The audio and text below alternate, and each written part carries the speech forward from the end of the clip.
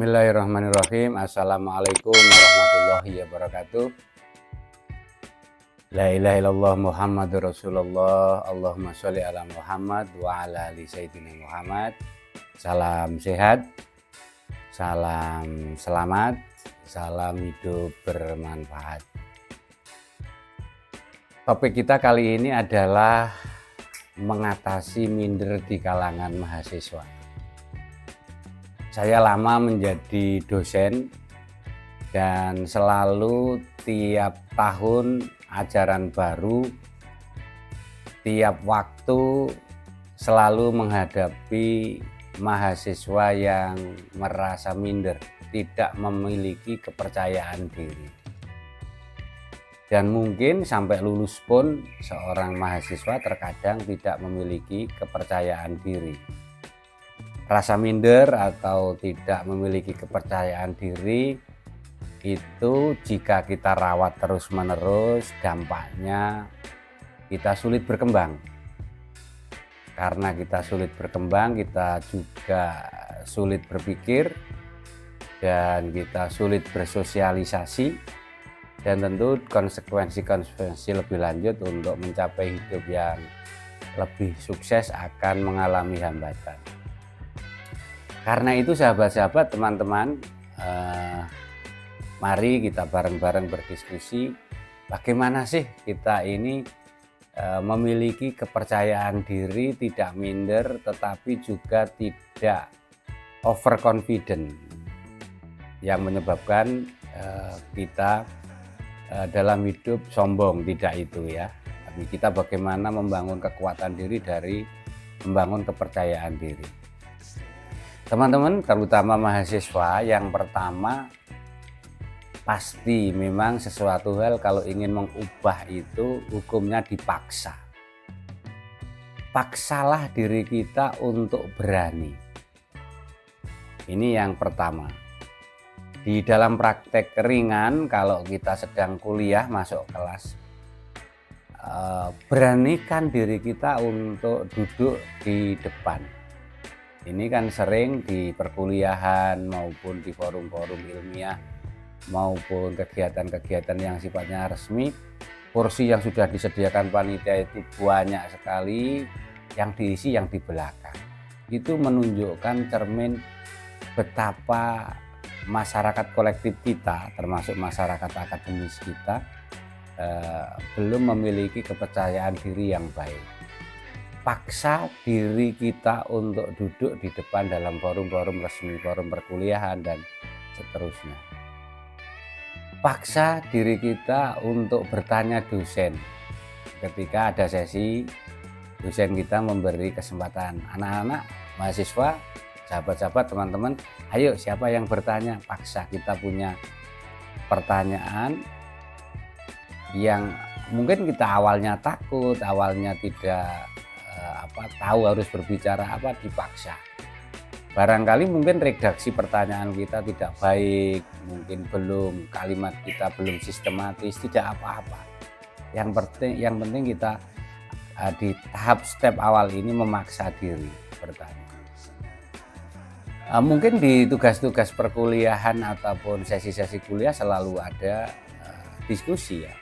Paksa kita untuk berperan dalam diskusi itu. Bisa menjadi moderator, bisa menjadi pembicaranya, atau kalau kita sedang tidak tampil juga bertanya kepada kelompok yang tampil, ya dipaksa.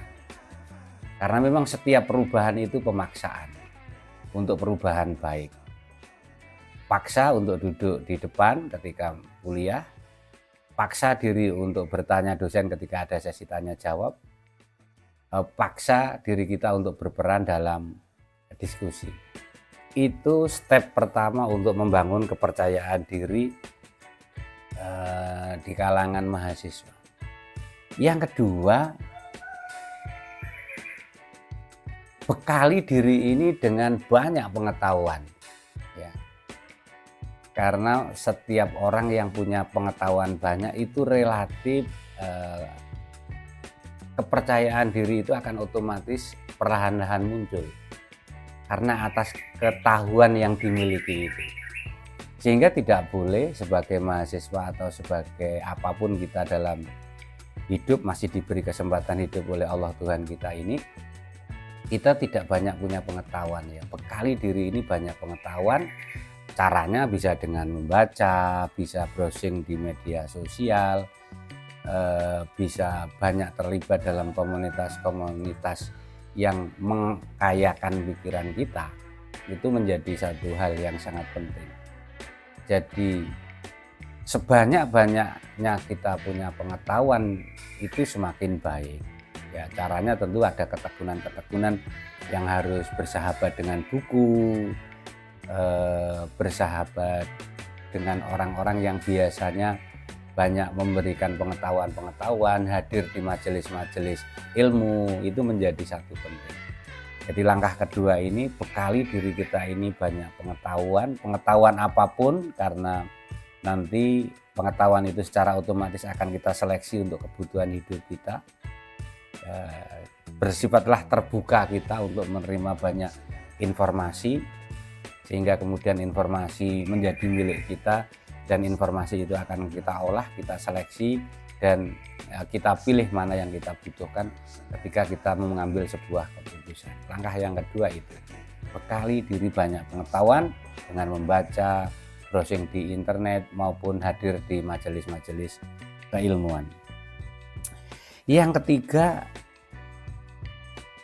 ini agak lebih menyempit ya. Jadi kalau sudah pengetahuan banyak kita miliki, arah ke depan itu kita memiliki fokus perhatian keilmuan yang menjadi kekuatan diri kita. Kita mungkin yang kuliah di Fakultas Hukum ya, bisa jadi di studi ilmu hukum kan luas sekali. Maka bisa jadi karena terlalu luasnya begitu, tapi sudah kita ketahui pengantar dan dasar-dasarnya, mungkin aku ingin mendalami hukum pidana ya hukum pidana. Sehingga itu menjadi kekuatan Anda ketika di forum-forum, sesuatu hal yang menjadi fokus kita itu biasanya akan kemudian menjadi citra diri kita.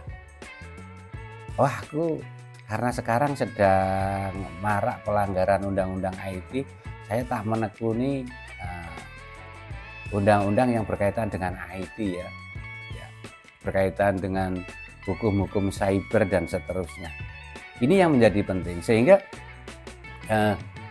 kita ini kan tidak mungkin tahu banyak hal ya, karena kita memang diciptakan tidak begitu memiliki kemampuan yang semuanya tahu. Tidak mungkin, sepandai-pandai orang tidak akan semuanya tahu. Maka kita perlu dari pengetahuan kita yang kita pelajari itu, kita menaruh satu porsi tertentu ilmu yang menjadi kekuatan kita. Sehingga nanti di dalam kegiatan apapun, dalam hidup bermasyarakat, bekerja di kantor maupun apa, orang akan melihat diri kita, itu loh si A ini ahli bidang ini, itu loh si B mahir bidang ini. Ini yang menjadi penting, fokus pada pengetahuan tertentu yang menjadikan citra diri kita, dan itu menjadi kepercayaan diri kita. Mungkin di contoh-contoh sederhana gampang teman-teman ya, ketika kita ada pertemuan-pertemuan mahasiswa yang sifatnya rileks kan, ada yang bisa nyanyi, ada yang bisa bersajak, ada yang bisa pantomim, ada yang bisa teatrikal dan seterusnya lah. Ini yang menjadikan diri kita. Syukur kalau fokus kita banyak itu berkaitan hal yang sifatnya performan ya, tapi sifatnya keilmuan tentu kita perlu memfokuskan hal-hal tertentu. Mungkin di teman-teman yang kuliah di kedokteran misalnya, kan tidak semuanya ilmu dipelajari ya. Yang arahnya Anda ke spesialis, misalkan saya akan mendalami tentang dunia kecantikan ya, sehingga saya mungkin nanti banyak membaca hal-hal yang sifatnya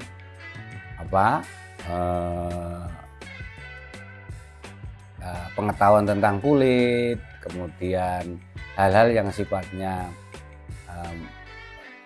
arah ke teknologi kesehatan kecantikan, yang itu menjadi misalnya saja konsen kita. Itu teman-teman yang ketiga. Jadi kita setelah tahu banyak pengetahuan tadi, kita mengarah pada cabang ranting pengetahuan apa yang menjadi kekuatan kita, dan kekuatan kita itu biasanya diawali dari kesukaan kita ya, habit kita di mana itu. Tentu saja setiap orang, setiap kita punya habit. Dan yang keempat, yang terakhir, kita mesti tidak boleh berhenti belajar ya. Tidak boleh berhenti belajar. Dan kekuatan kita sesungguhnya adalah kekuatan memanajemeni memanajemeni energi belajar. Orang-orang besar, orang-orang yang hebat itu selalu istiqomah, konsisten untuk belajar. Apa yang dipelajari, yang menjadi konsen dia, yang menjadi fokus dia tadi, sehingga semakin kita belajar terus-menerus, semakin kita banyak tidak tahu banyak hal ya. 4 hal itu teman-teman yang akan membangun kepercayaan diri kita. Yang pertama adalah memaksakan diri ya, untuk tidak takut untuk menunjukkan diri kita dalam komunitas-komunitas sosial. Dipaksa sifatnya, kalau kita tadi kuliah ya dipaksa duduk di depan, dipaksa bicara dalam forum diskusi. Yang kedua, memberikan asupan pengetahuan sebanyak-banyaknya pada diri kita, banyak membaca, banyak browsing media sosial, banyak hadir di majelis ilmu. Yang ketiga adalah kita memfokuskan diri pada disiplin ilmu tertentu atau pengetahuan tertentu atau keahlian tertentu. Dan yang keempat, kita mesti tidak boleh berhenti belajar. 4 hal itulah insya Allah akan meneguhkan diri kita kuat, kepercayaan diri kuat. Dan di akhir sesi ini pasti ada satu catatan penting. Yang bisa mempercayai diri kita adalah diri kita sendiri. Mana mungkin orang lain percaya diri kita kalau kita sendiri tidak percaya diri kita. Salam percaya diri, salam sehat, salam selamat, salam manfaat. Semoga hidup kita baik-baik saja dalam dibersamai oleh Allah Tuhan kita.